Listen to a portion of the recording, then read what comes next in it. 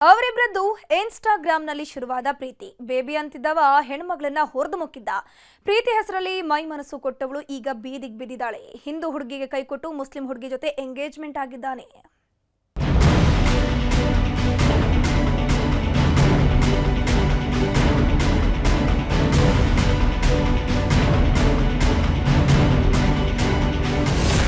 ಬೆಂಗಳೂರಲ್ಲಿ ಲವ್ ಜಿಹಾದ್ ಸದ್ದು.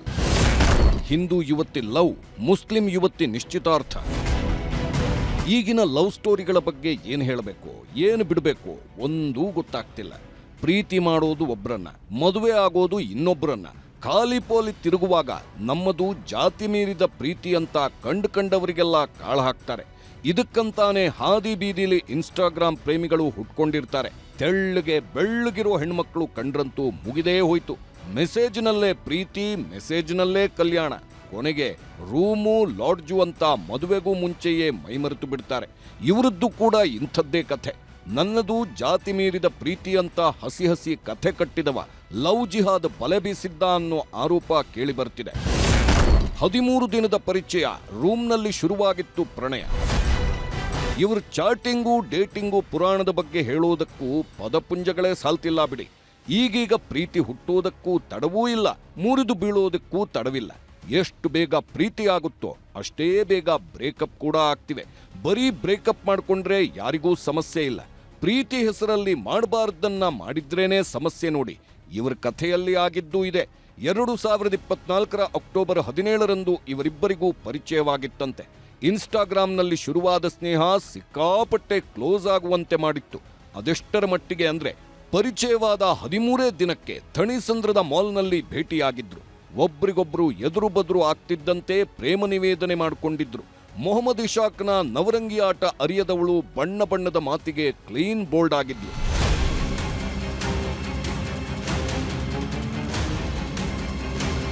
ಯಾವಾಗ ಮಾಲ್ನಲ್ಲಿ ಮೀಟ್ ಆದ್ರೂ ಇವರ ಪ್ರೀತಿ ಇನ್ನೂ ಒಂದು ಸ್ಟೆಪ್ ಮೇಲೋಗಿತ್ತು. ಮೀಟ್ ಆದ ದಿನವೇ ಪ್ರೈವಸಿ ಹುಡ್ಕೊಂಡು ಹೊರಟಿದ್ರು. ಥಣಿಸಂದ್ರದಿಂದ ಸೀದಾ ಬಂದಿದ್ದು ದಾಸರಹಳ್ಳಿಗೆ. ಇಲ್ಲಿಗೆ ಬಂದವರು ಖಾಸಗಿ ಹೋಟೆಲ್ನಲ್ಲಿ ರೂಮ್ ಬುಕ್ ಮಾಡಿದ್ದಾರೆ. ಒಂದಿಷ್ಟು ಹೊತ್ತು ಮದುವೆ ಮಾತುಕತೆ ಆಡಿದವರು ನಂತರ ಮಧುಮಾಸ ಶುರು ಮಾಡಿದ್ದಾರೆ. ಹೇಗೋ ಮದುವೆ ಆಗ್ತೀವಿ, ಅಲ್ಲಿವರೆಗೂ ಪ್ರೇಮಗೀತೆ ಹಾಡೋಣ ಅಂತ ಶೃಂಗಾರದ ಸಂಗೀತ ಹಾಡಿದ್ರು. ಅವತ್ತು ಶುರುವಾದ ಪ್ರೇಮದ ಅನುರಾಗ ಅದೆಷ್ಟೋ ಬಾರಿ ರೂಮ್ ಬುಕ್ ಮಾಡುವಂತೆ ಮಾಡಿತ್ತು. ಮದುವೆ ಹೆಸರಲ್ಲಿ ಮಂಕುಬೂದಿ ಎರಚಿದ್ದವ ಆಗಾಗ ಇದೇ ಹೆಣ್ಮಗಳನ್ನ ರೂಮ್ಗೆ ಕರ್ಕೊಂಡು ಹೋಗಿ ಮೈಮರೀತಿದ್ದ.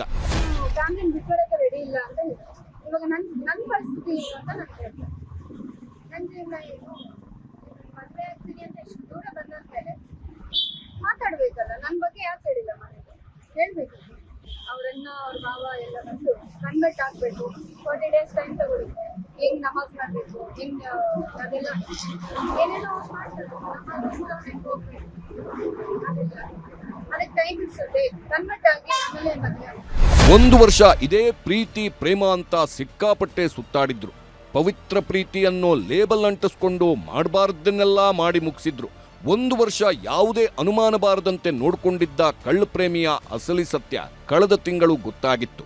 ಸೆಪ್ಟೆಂಬರ್ 14ರಂದು ಮುಸ್ಲಿಂ ಯುವತಿ ಜೊತೆ ಇಶಾಕ್ ಎಂಗೇಜ್ಮೆಂಟ್ ಮಾಡಿಕೊಂಡಿದ್ದ.